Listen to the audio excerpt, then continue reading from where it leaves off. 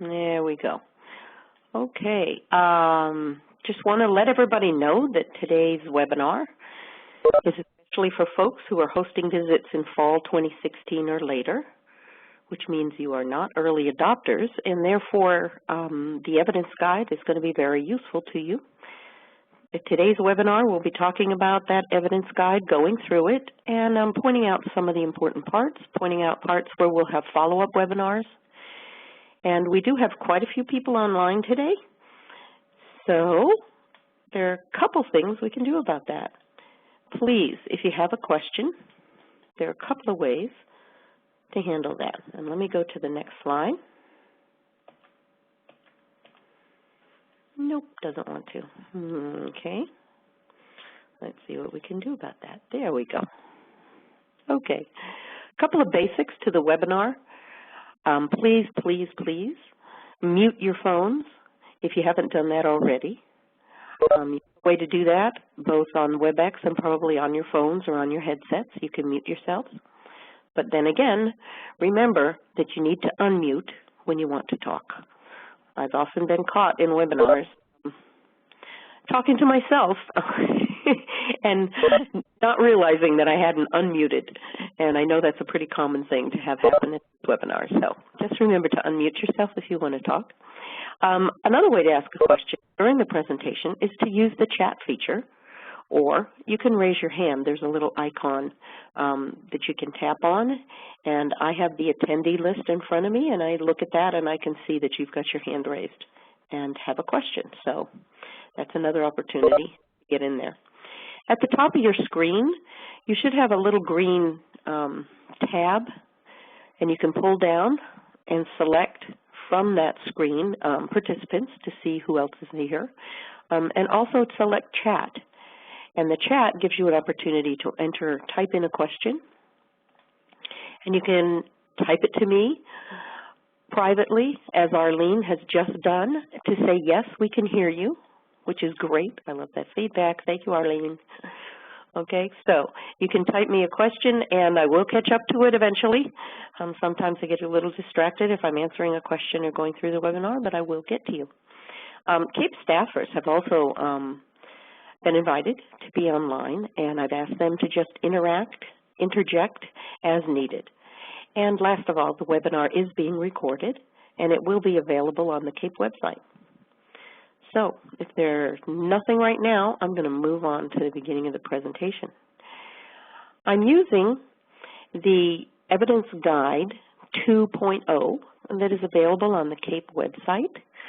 If you go to Accreditation and a pull-down menu, there is a section that says Guides to Self-Study and Evidence, and you can pick up the Evidence Guide there. I also believe it's available to you in AIMS. At your AIMS site, if you log in, and you could find in Resources that the Accreditation Handbook and the Evidence Guide are also there. So today what we want to do is just get a broad overview of the Evidence Guide, some suggestions for how you might use it, and then to look at some of the critical sections and critical pieces of information that I want to draw your attention to. So we'll be going through that guide. I am including when we are going to have future webinars that address specific sections of the guide, and I hope that you'll ask questions. And then last of all, we'll get to some next steps. So if at any time you can't hear me, you need the volume to go up, if you can't see the screen or whatever, definitely let us know. Okay.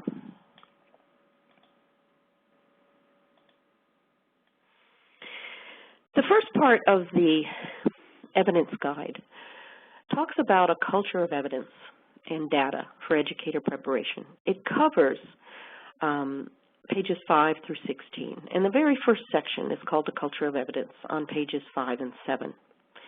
I really think that this is an important section to understand the emphasis on evidence and data in CAPE. And often when I looked at the Accreditation Handbook and the Evidence Guide together and thought about back in the day when I was an accreditation coordinator, a faculty member, a dean, I thought to myself, you know, this could be a very useful tool for study, perhaps professional development of faculty, or study by the accreditation coordinator, because there's a lot of really good information in here that sort of gives you an overview of how CAPE is looking at evidence now and what their requirements and what their understandings and expectations, what's the underpinnings of those. So I think this first section on developing a culture of evidence is helpful to understand just that, why all this emphasis on evidence and data in CAPE. And there's a great box on pages 6 and 7 that can be used as the basis for an internal audit of the evidence collection in a self-study. So some accreditation coordinators go about gathering everything they can find and creating sort of a master list of, okay, what evidence do we have? What's all out there? What have faculty got? What has the dean got? What do programs have? And putting those together, then it might be useful to look at those in terms of what data is the most intentional, what data is interpreted, is it integrated, what are mixed methods that you can employ, and by mixed methods, CAPE is talking about quantitative and qualitative data, as well as formal and informal. And so if you look at the box, if you have the evidence guide in front of you, on pages 6 and 7, you'll see the chart that I'm talking about, the box. And it goes into some detail about each one of these items. And I won't do that at this time, but I hope you'll take the opportunity to look at that box a little more carefully, because you're going to want to find out if what of the many pieces of evidence that you have on hand would meet these criteria of intentionality, interpretive, integrated, and provide a mixed methodology in what you'll present as part of your self-study. Any questions? I don't see any hands raised and don't see any chats. Let me scroll down on the bar here. Nope. Not seeing anything there. Nope. Okay. Well, folks, I'll keep checking because I don't want to move ahead if there's some burning questions out there. All right.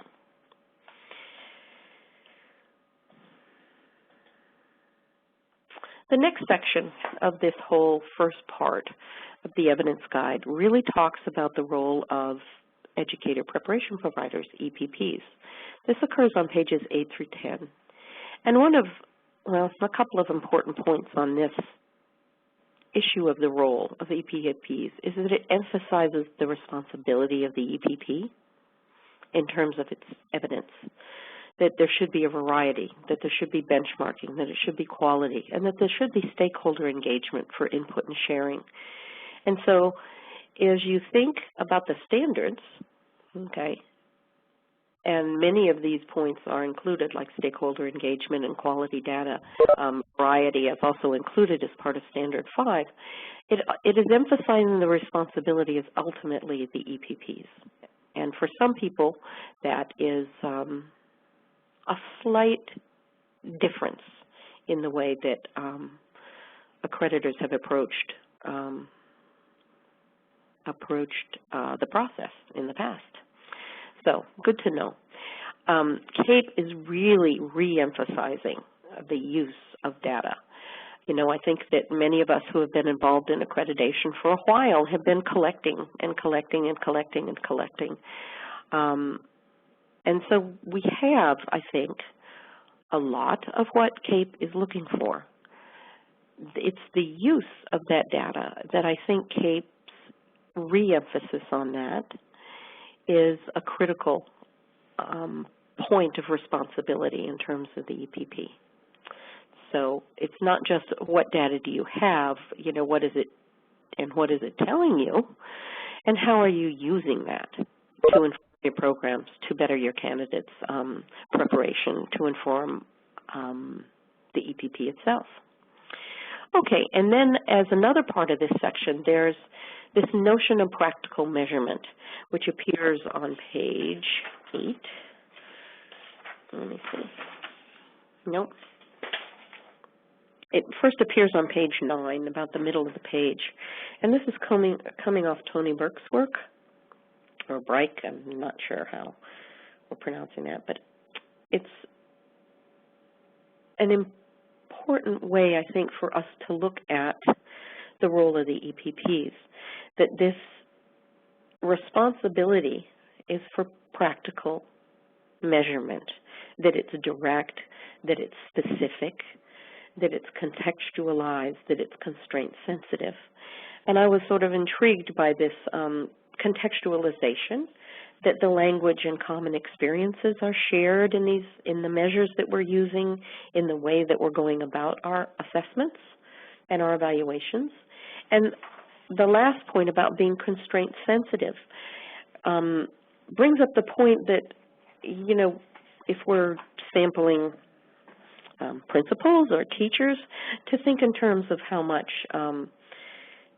may be on them already, and how can our intention to measure and provide evidence of our candidate's performance fit into the constraints that are also on the schools, and how can we be sensitive to that? Let's see. How was it approached in the past?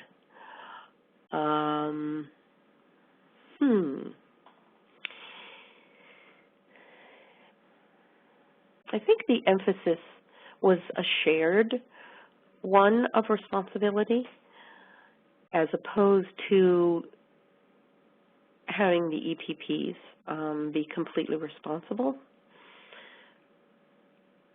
It was a comment made by a long-time accreditation person quite some time ago, when this emphasis on the EPP responsibility was a bit of a misunderstanding, perhaps, and that he felt that in the past that there was as much responsibility on the other players in the accreditation process, I think. And so this right now is just simply underscoring, and I think perhaps it wasn't such a departure as this particular person felt it to be, that the responsibility really is in telling your story, in putting the evidence out there, through which an accreditor and a team of reviewers can clearly see the connections between the evidence that you have on hand and the quality of the candidates, the standards that you're meeting.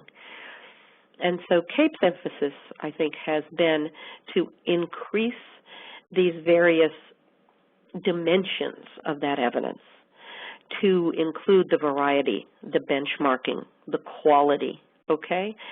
Well, a stakeholder engagement, I think, is something that we've done for quite some time. And for many of us, perhaps that benchmarking, the quality, and the variety is there also. Now it's going to be a real strong expectation on CAPE's part, and that they will expect that your EPPs have handled that responsibility. Okay, I hope that answered your question. Okay, I'm going to move on. So here's an interesting part. After talking about the role of the EPPs, Section 3 goes on to talk about the role of CAPE.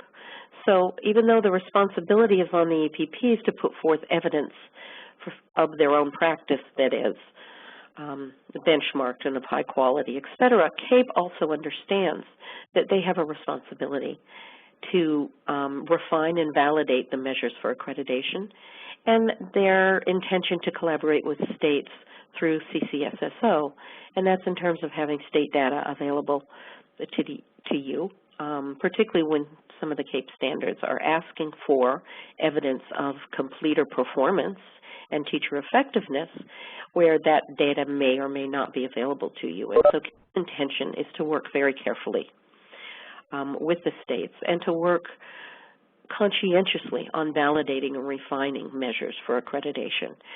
I know that many people have been asking for exemplars, and that is something that is completely within CAPE's intention to provide. It's at the point where there are enough examples out there that, and high-quality examples that we can put forth, that CAPE can put forth exemplars and have those available to you. So the fourth section is on the 8 annual reporting measures. That appears on pages 13 and 15. There are also a few pages in the appendix at the back of the evidence guide on pages 39 and 41 that go into those annual reporting measures again. What this particular section in the evidence guide does is to talk about the development of each of these categories. There's program input versus outcomes. And it's presenting the purposes and the uses of those reports and what CAPE means by consumer information. Their intention here is to provide the public, or to encourage EPPs to provide information to the public that is useful and understandable about the quality of their programs. And as you can see on page 15, that the consequences of the annual report will have bearing, or can have bearing, on the accreditation status. These reports will be reviewed annually by the Annual Report Monitoring Committee of the Accreditation Council, and so therefore there is a consequence if they see that EPPs are not making progress, that may be cause for review if they find that there's a substantive change that's significant. If some of the required outcomes of the annual report are not being met in the timelines that CAPE has provided, then these two could impact an accreditation decision. Someone's asking me if I'm using version 1. The January 2014 evidence guide, the guide that I'm using, I downloaded off the CAPE site. It says January 2015 version 2.0. And I took it right off the CAPE website. Go to accreditation, go to guides for self-study and evidence, and click on the evidence guide.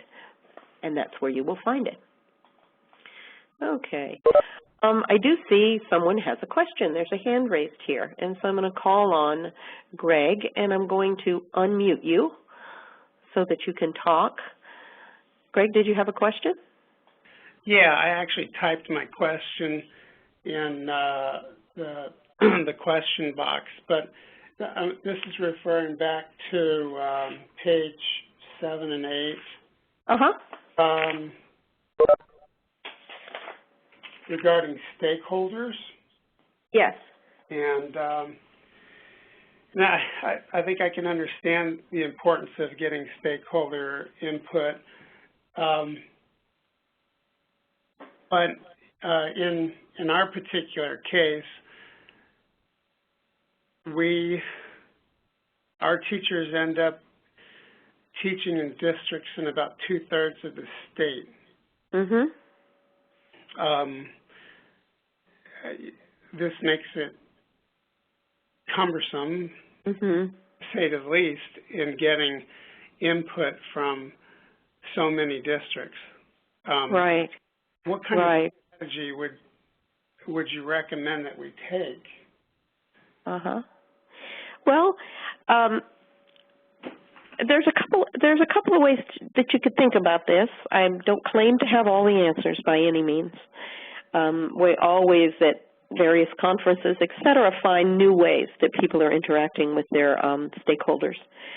One common way, of course, is to have an advisory board with a selection of representatives from various districts, okay, both near and far. And the use of that advisory board has often been a way for people to get stakeholder input. I know that other ways that people have done it is to have a sort of a summer retreat, a data retreat, and invite their partners, their stakeholders, to a special event like that, to have a special day during the year when they both thank, their stakeholders, their partners for their partnerships, and to also include them in the conversation about, how far you've come and where you're headed, that kind of thing. Focus groups has certainly been another way that I've heard that people have used it. Is that at all helpful?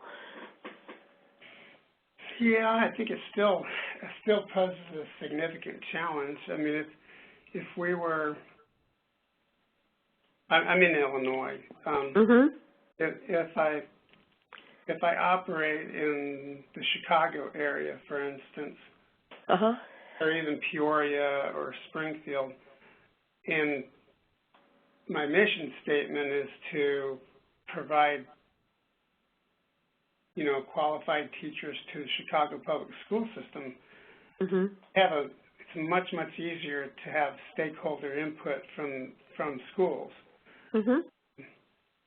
But when you service so many and your mission is much broader, it makes it a little bit more difficult.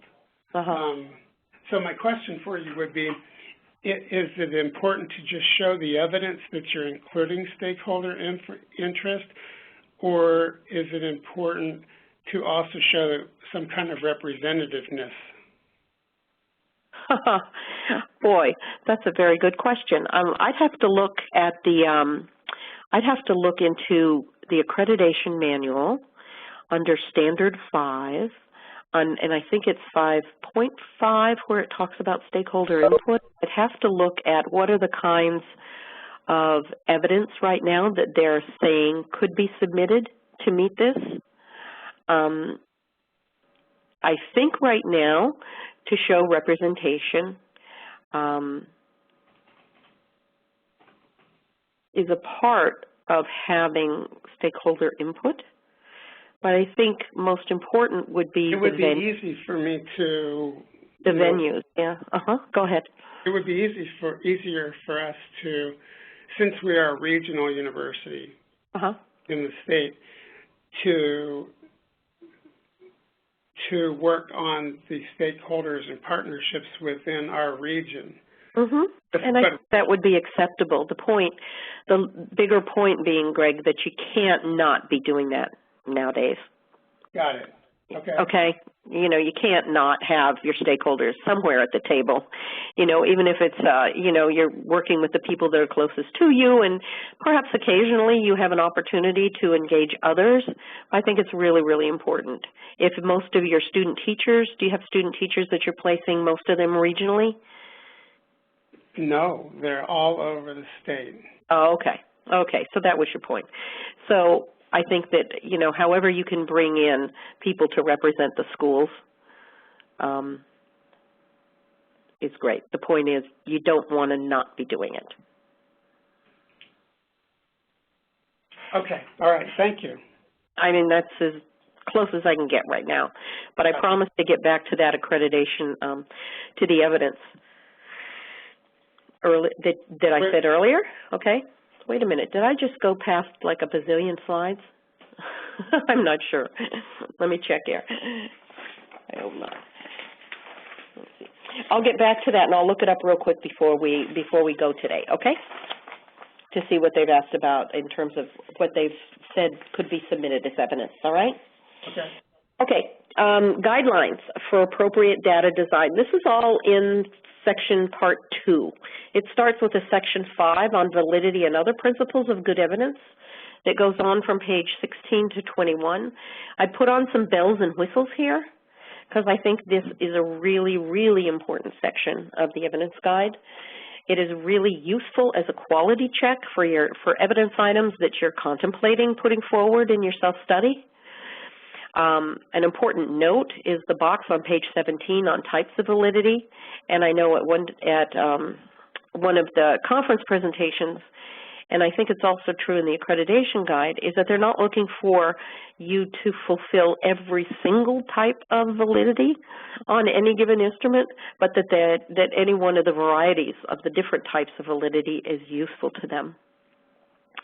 It also, on page 18, brings up this question of relevance, and in a number of CAPE presentations, they have said relevance is first.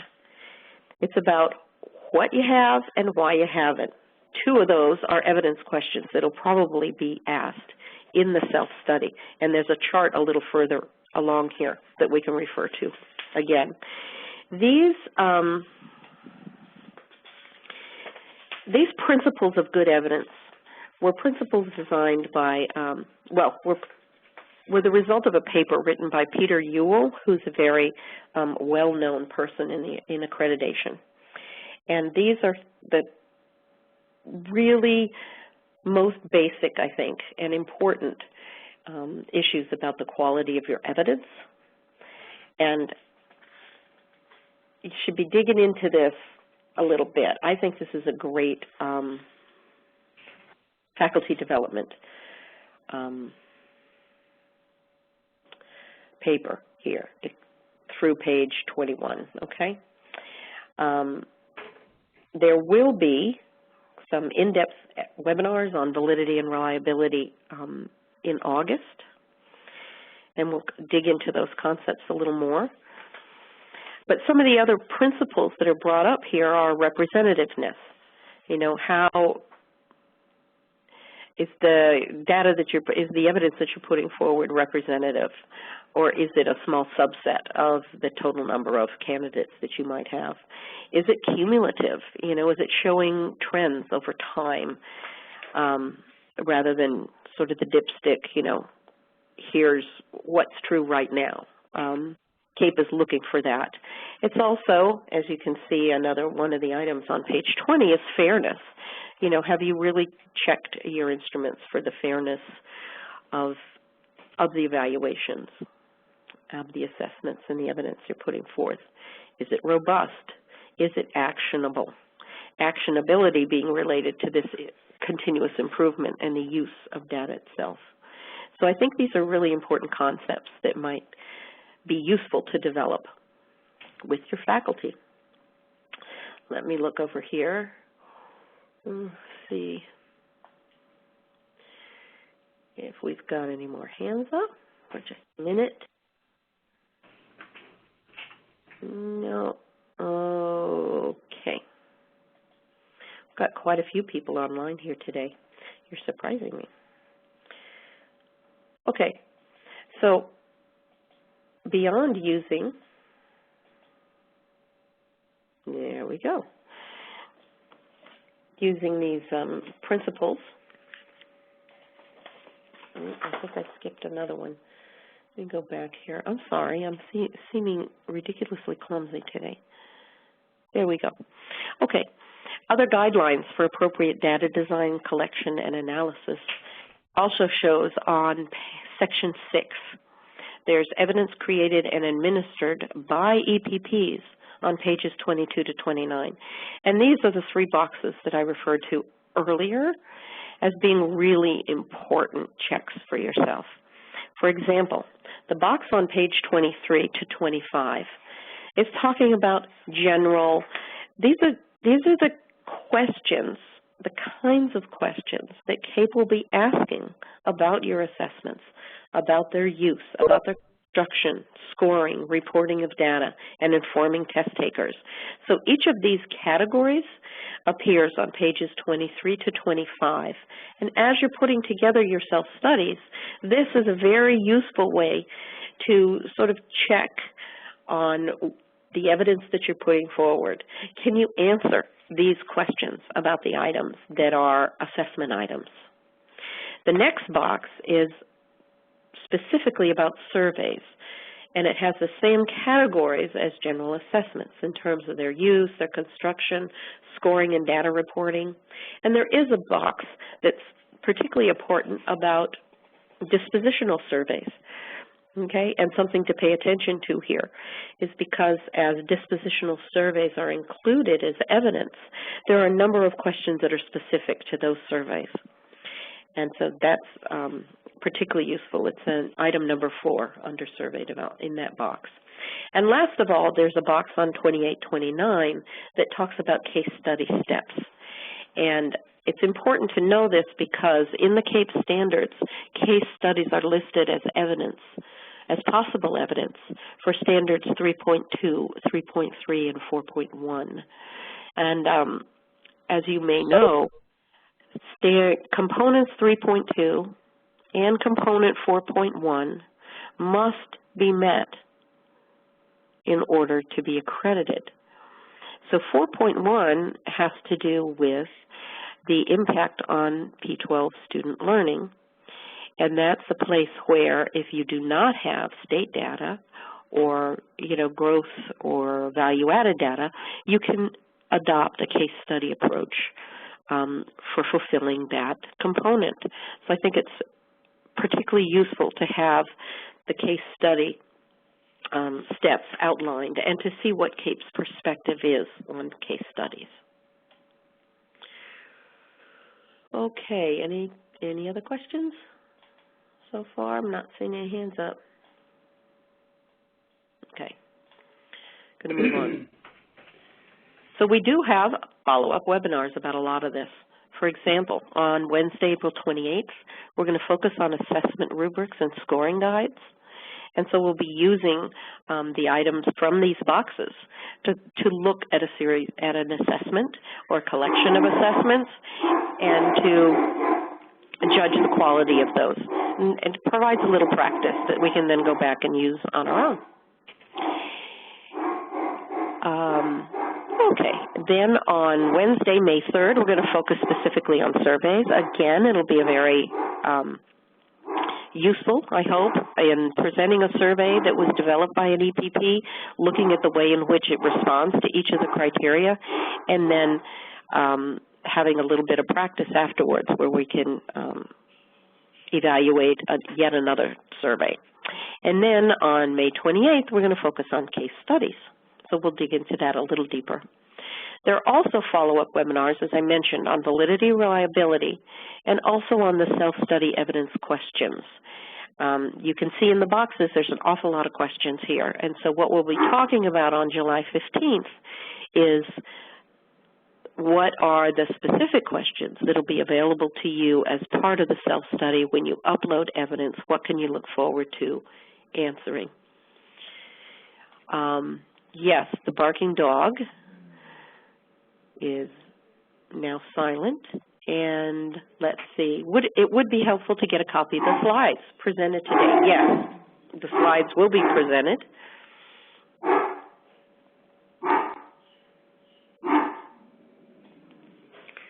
Okay, hold on one second here.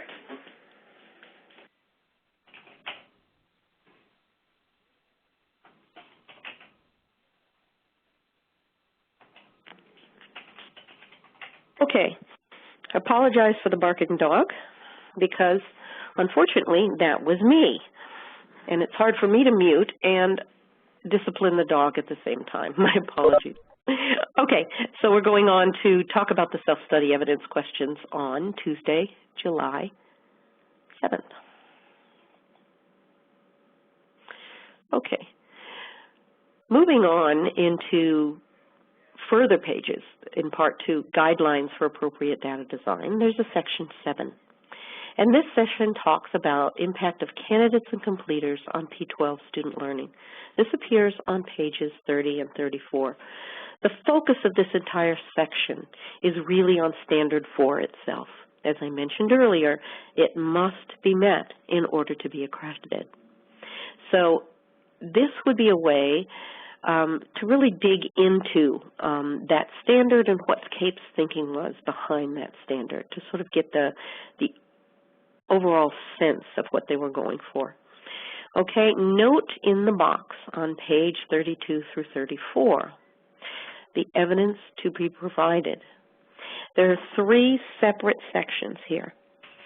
One talks about what all EPPs must provide.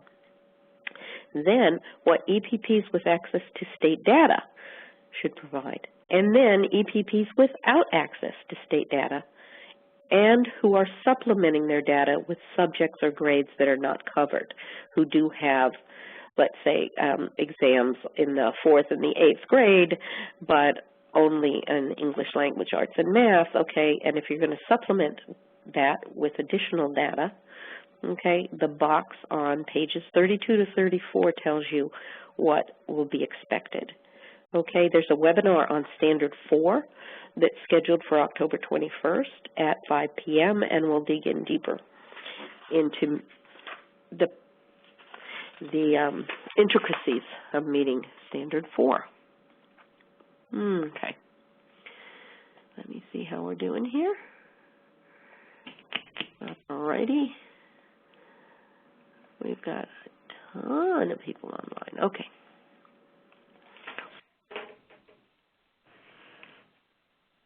All right, moving on to the next slide.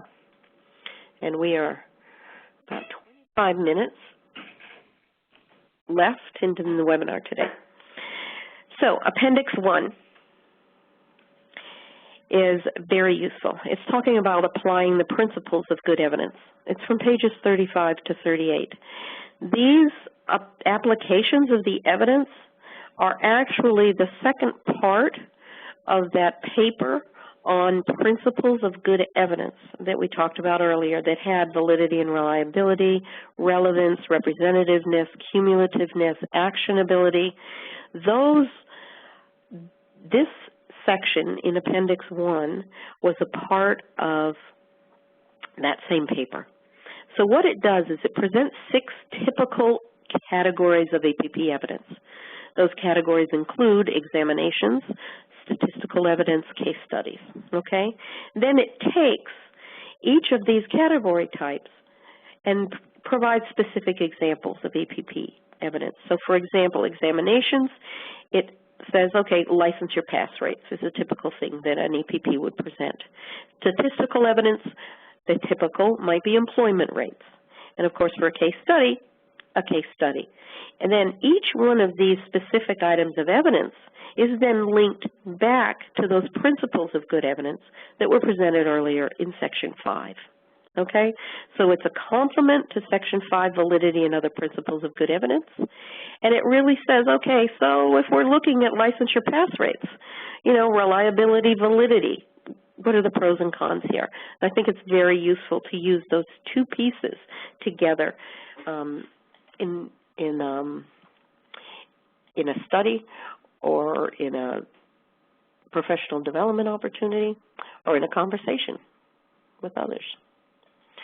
Okay.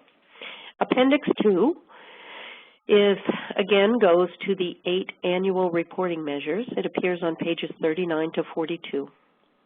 And what it does here is to describe what's the ideal for these 8 measures in CAPE's effort to develop more useful measures in its role and through its collaborations. So what you get a sense of here is, okay, CAPE does acknowledge where we are today. And yet it felt it was important to share somewhere, and that's why it has it here in the evidence guide, on what we're really shooting for. What is the accreditor shooting for in terms of the ideal? And so it gives you a description of what they feel the ideal is. And I think it's very helpful to know where it's headed and how you might make progress towards these ideals. Because certainly the Standard 4, which is all about the program impact, must be met in order to be accredited. And then the other 4 measures, which appear as program outcome and consumer information, also are important informers to CAPE about an EPP. And although it does say that, you can read about it on page 41, that what CAPE means by consumer information, okay, which I think is important to know. All right. Appendix 3 is about applying the strengths and limitations of commonly used measures. This appears on pages 42 to 46. This was a chart that was excerpted from the NAE report. The common measures that are highlighted on the chart may or may not be suggested evidence by CAPE. I went through that chart and looked, and for example, it talks, the first part, Table 4.1, talks about admissions and recruitment criteria. And some of the measures that it talks about are average GPA of an incoming class, average entrance exam scores, percentage of minority students in an incoming class. These are not necessarily required by CAPE. And so, but it's interesting, I think, to read about if that were to be a common measure, how does another group view those measures? What are the strengths of a measure like that? And then what, again, are the limitations?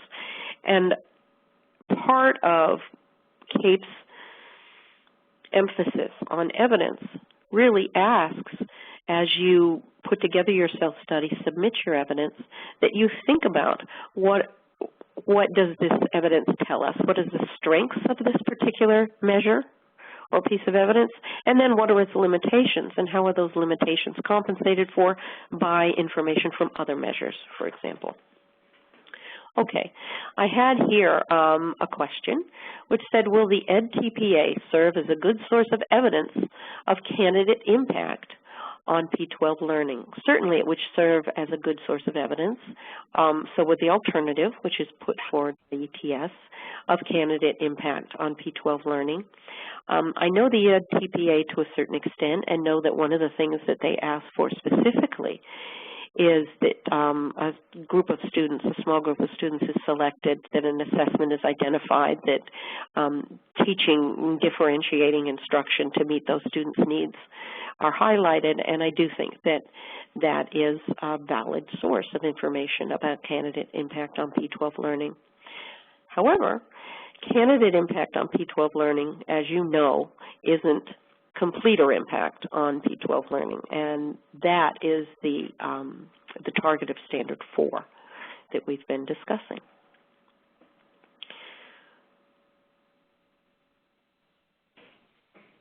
Okay. Now I've got bells and whistles up here too, because I really think that the evidence guide is very useful when it's cross-referenced with the Accreditation Handbook's Appendix A.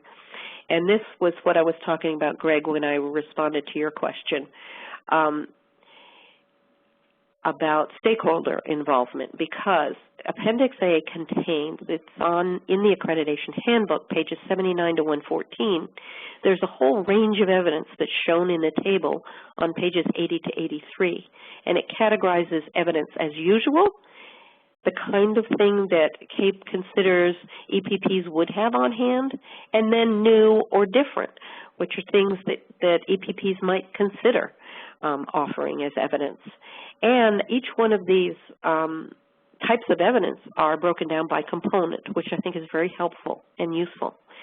And then it follows with the evidence table itself on pages 88 to 114, where it presents by standard and component, by measure, okay, so what is a typical measure or piece of evidence that might be submitted, then by the guidelines that will be used for review of those measures at the early assessment stage, at the off-site stage or the formative review, and then at the on-site review stages. And then how will that measure be evaluated by the accreditation review? So using this evidence guide to get a clear picture of CAPE's thoughts on the importance of evidence and what they're thinking about as being important components of quality can also be used in tandem with these evidence tables in the Accreditation Handbook. And I think that sort of crosswalk between the Accreditation Handbook and the evidence guide would be very useful. Let's see. No, Greg, I still see your hand up. Did you have another question? Or was that the only one? Okay, I'm thinking that was the only one. Okay, let's move on here. Questions and answers. We have about 15 minutes left. And I will open the floor for anyone who has any questions. Remember to unmute yourself if you have a question you want to ask.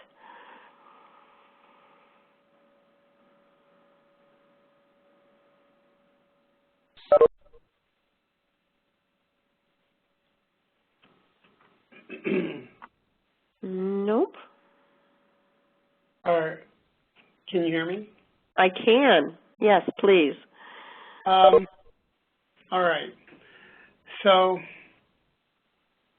you know, our visit is fall 2018. Mm-hmm. And so we have some time to work on these. You do. I mean, naturally, as we're going through this and trying to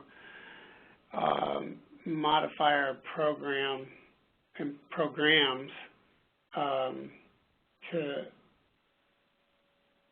meet CAPE's expectations, I imagine all of us are going to find there are things that we're not doing, or what we are doing is probably isn't sufficient. Mm-hmm. Yep. I can see for some of the programs, this may take time to actually make all the adjustments necessary. Yes.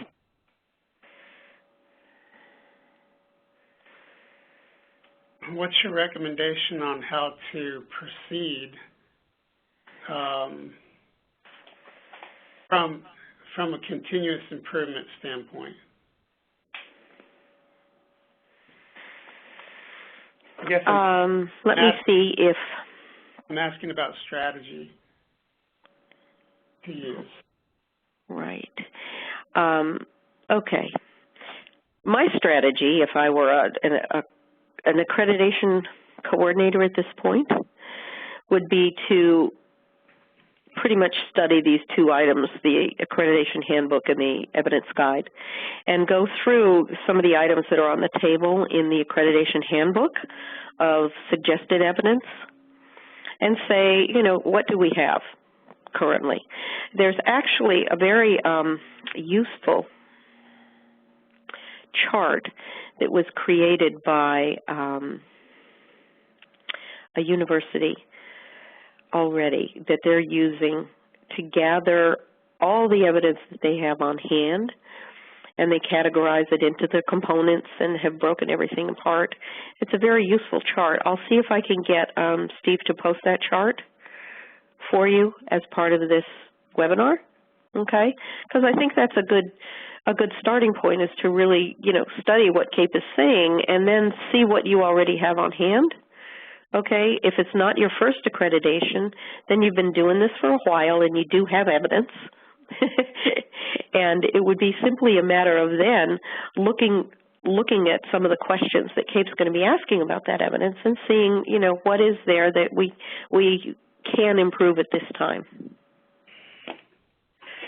I know that CAPE is accepting plans instead of evidence for some of its standards and some of its components, and we will be doing a session on developing plans to meet the CAPE standards, not plans for selected improvement or transformation initiative, not those plans, but plans where it says that you don't have the data that CAPE is requesting at this time, so what is your plan for getting that data? So I know that that is also available.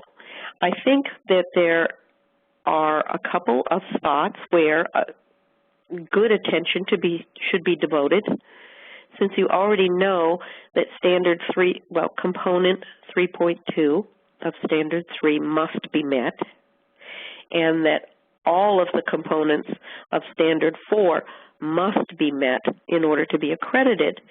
And if those are not, and it is likely that those are not areas in which you have developed data, that might be a good place to start focusing some attention now about, okay, what can we find on hand? What can we do by 2018 to have this data available, or develop a good plan that we have in progress for getting this data? So the, you know, our programs, their SPA reports are actually due in the fall of this year. Yes. And I'm just thinking they won't have time to adjust. No, but the SPAs are still requesting the same, you know, possible 8 assessments that they always have. Right. Okay, and so that has not changed. Okay. Yeah, so I really wouldn't worry about that too much, because the SPA process remains in place. So that's sort of a a good solid place, you know, and it also puts you in good shape for standard 1. Right, but some of the assessments that they report are unit assessments. Yeah, good. Yep, and the SPAs will look at that through their own lens because they're looking at, you know, the alignment with their professional standards. And so I think you're fine there. But what CAPE fully expects is that as we mature, and that's part of what I think the message in the evidence guide is, that we know we're not in the perfect place yet in terms of the evidence, and we know that EPPs vary in the degree to which they have evidence available. So your responsibility is to put forth the best evidence you have on hand, okay, and to be fully engaged in developing that culture of evidence, in which attention to quality, attention to, you know, reliability, validity, and things like that are something that you're making a commitment to developing, and that you are making this continuous improvement a part of who and what you are. And with that, I think that CAPE will respond positively to evidence that demonstrates that, even though you may not have the perfect instrument. So that's part, I think, of CAPE's offer to have this early assessment review as well. And I would take advantage of that. That's an optional part of the CAPE process right now. But if I were looking at a 2018 visit, one of the things I'd want to do right now is get the assessments that I'm currently using to CAPE in advance as part of that early assessment review, and get their feedback on what their perspective is on the quality of those assessments, so that then by the time my self-study comes around, I can say, look, we had our assessments evaluated, here was the feedback we got, here's where we're headed with our assessments. So, you know, that's one of the things I would consider doing right now. Okay. I see some questions coming in, and I'm so delighted. Honestly, I feel like I sit here and talk to myself. Your accreditation visit is in spring 2016. Oh, well, you're an early adopter. and so this, as I said at the very beginning, and I know who's talking here, this is really designed for folks that have their visits in fall 2016 or more, because the accreditation handbook and the evidence guide, I think, can be very informative for someone with a visit in 2016, but it's also kind of after the fact, because you've already submitted your self-study. If you've got well, you're close to submitting your self-study if you've got a spring 2016 visit.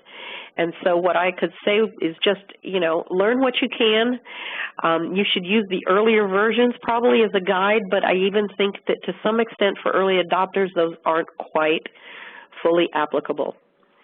And so it's probably something we should discuss privately and go through, and it's something we can talk about later. It does says the SPA process, another question, allows EPPs to start submitting 3 years prior. But please confirm that all SPA reports don't have to be submitted 3 years prior. This is correct. They do not have to be submitted 3 years prior. It is strongly recommended that you submit 3 years prior. But there are many reasons why you would not do that or could not do that, in which case you're not penalized for that. The intent of putting the 3-year prior on SPA reports was to move people forward enough so that you got the results from those SPA reports in sufficient time to make significant improvements before your self-study was submitted. So that's the intention there, okay? So if you don't have that opportunity, and let's say you've only got 18 months, well, that's all you've got is 18 months, and you're going to have to make do. There's not, you won't fail to be accredited because you didn't have your SPA reports in 3 years in advance. I think I can say that with a lot of surety.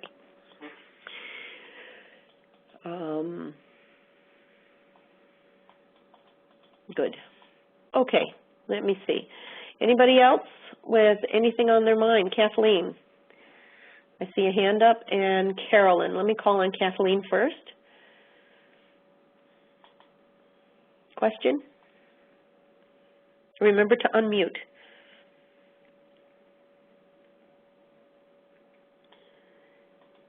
Let me unmute you. Hello? Yes, hi, there you are. Hi. Where can we get information, or would you give some more information about getting the assessments to CAPE? The early assessment review? Uh-huh. Great. I've been told that if you email Stevie Chepko and tell her that you want to submit early assessments, there is a shell that they'll put up for you to do that.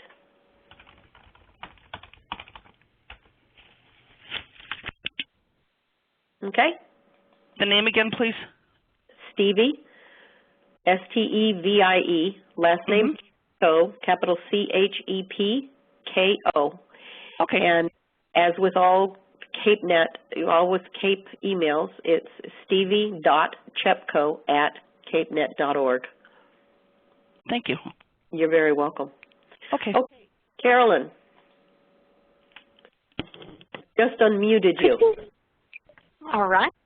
Could you Good. please clarify one more time the timeline for the expectations of when everyone should be using all of this new information?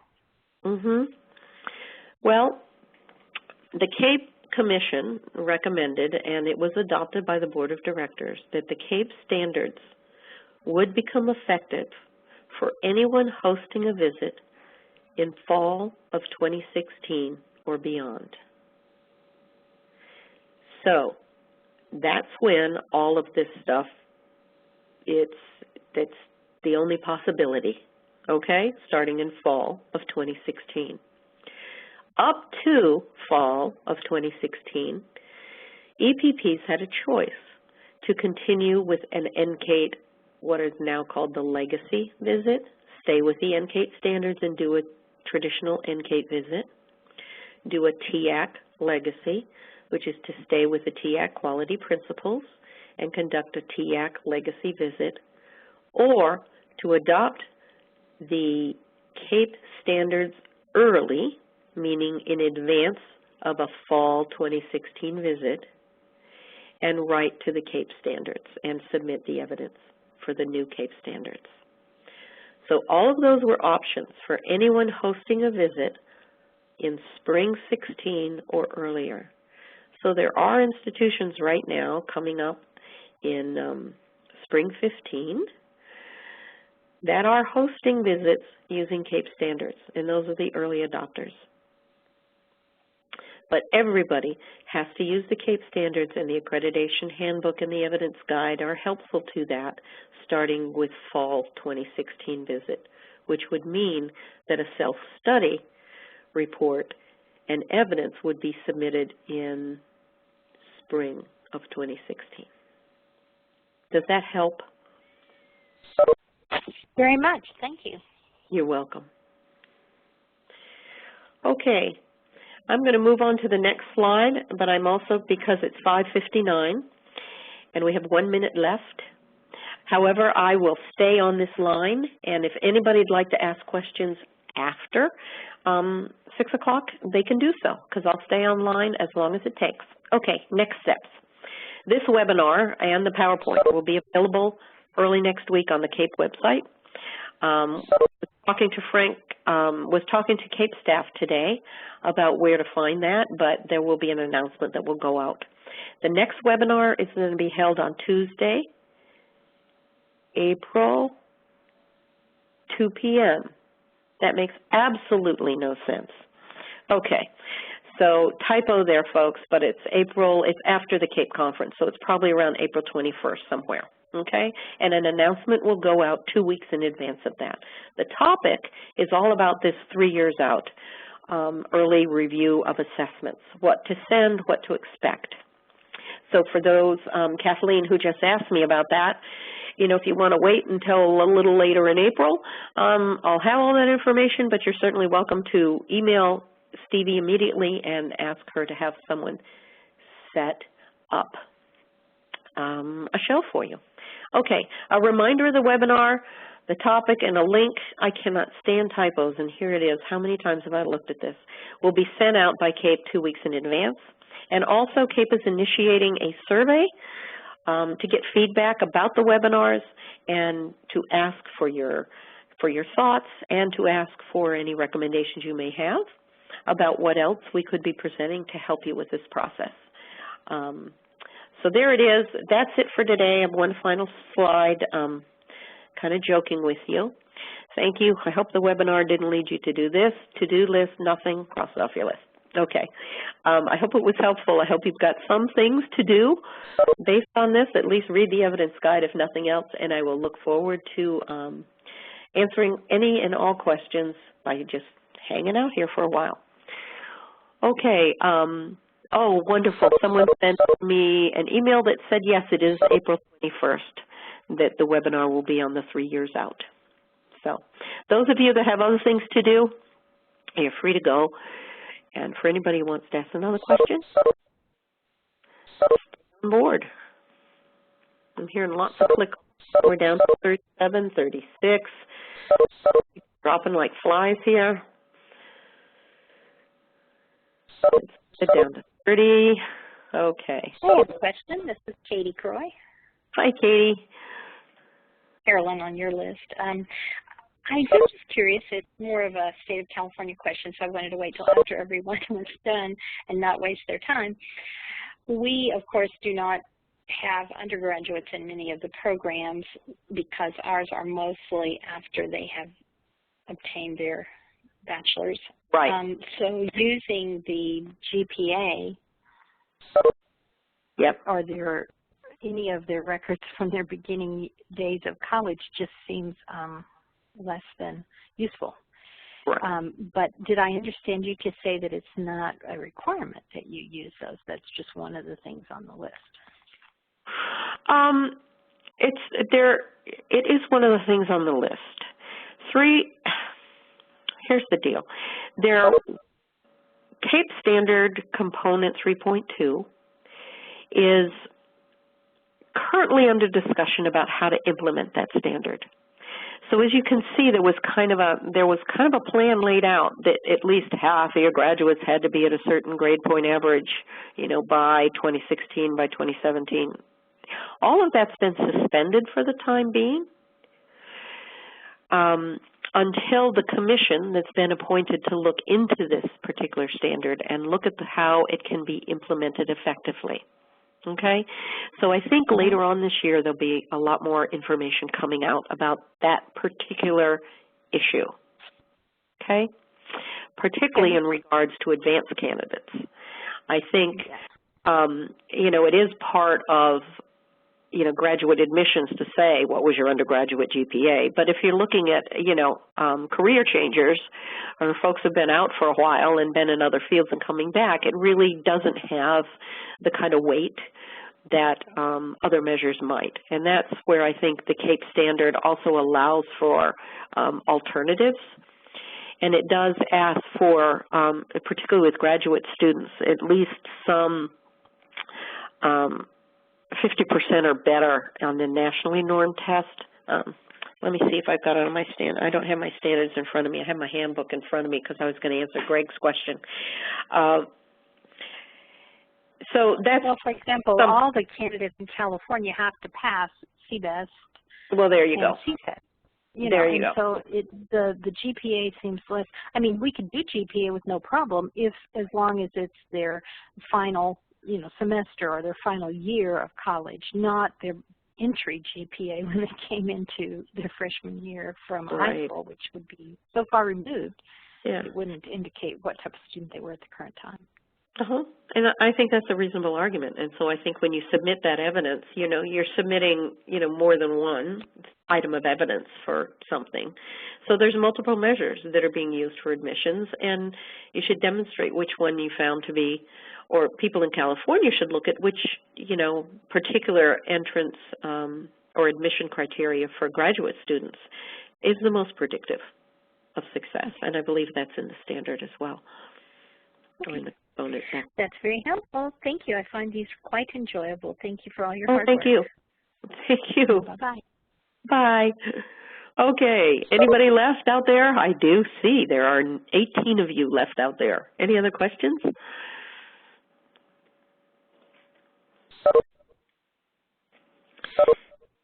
Is Greg still on, waiting for my answer to his question? Because I can spend time looking it up. Hi, Marcia. I see you have your hand up. Yay. I'm taking you off mute. Okay, Marcia, yes, I can hear you. Great. What's up? We're just getting ready to start on the IB route, and we have just this question about, it's like there are two different agendas. One is to meet the claims that we set, and the other is to meet the CAPE standards. Mm-hmm. So basically we're going to do like a two-part report? I think what you're going to do is you're going to be, when you're asked to upload your evidence, you're going to be tagging it to your claims and to the CAPE standards. You'll respond in terms of your claims, but there should be some kind of an alignment table that shows how the claims that you're making align with CAPE standards. And if they don't, then we have to just add in the ones that are the CAPE standards as well. I think so, but I would need to ask for clarification. I see there are some CAPE staffers online. If they have an answer to this, I'd appreciate their stepping in. But, Marcia, I can write that down and get you an answer. That would be wonderful. Okay. Do you have my email address? I'm not sure. Okay. Let me go back to the very first slide, because what I'd like you to do is send me a quick email that reminds me, okay, and that you asked this question, that I said I'd follow up, okay, so that I know where to send the answer. Okay, here we go. My email is easy. It's deb.eldridge@gmail.com. There it is, right there. Gmail.com. Okay, thank you so much. You're very welcome, and I need to write that down on my question sheet. First, Greg, about stakeholders, and Marcia, about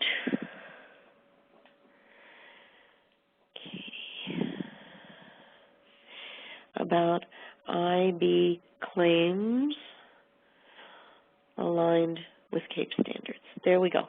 Got it. Thank you so much. Thank you. Okay, last call.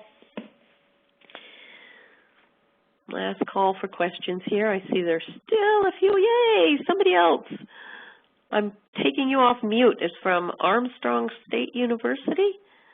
I just see the letter M, so I'm not sure what your name is completely, and I apologize for not being able to speak to you there. Here we go, Megan. Yes, hello. I have secret ways of finding out. What's up, Megan? What can I help you with? Do you have an example or reference place where we can locate additional information on tagging and example to follow? Mm-hmm. Or a model? Okay, not right now. I don't believe there is. Okay. I know there is a session at the CAPE conference in Denver about that, and we will be doing one of our webinars on tagging and providing evidence in the self-study. I also know that Frank, the CTO,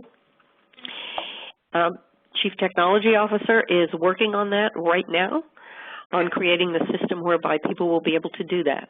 The closest you can get to a description of how to tag evidence is available in the self-study guides that are currently on the CAPE. There is a model available.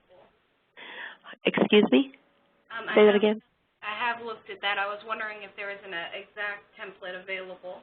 Oh, yeah. No, there isn't quite yet, but there will be soon. Okay, thank you so much. And let me write that down, too, as something to follow up on and see if I can get a date when something might be available, okay? And you were Megan. I said I had my secret ways here.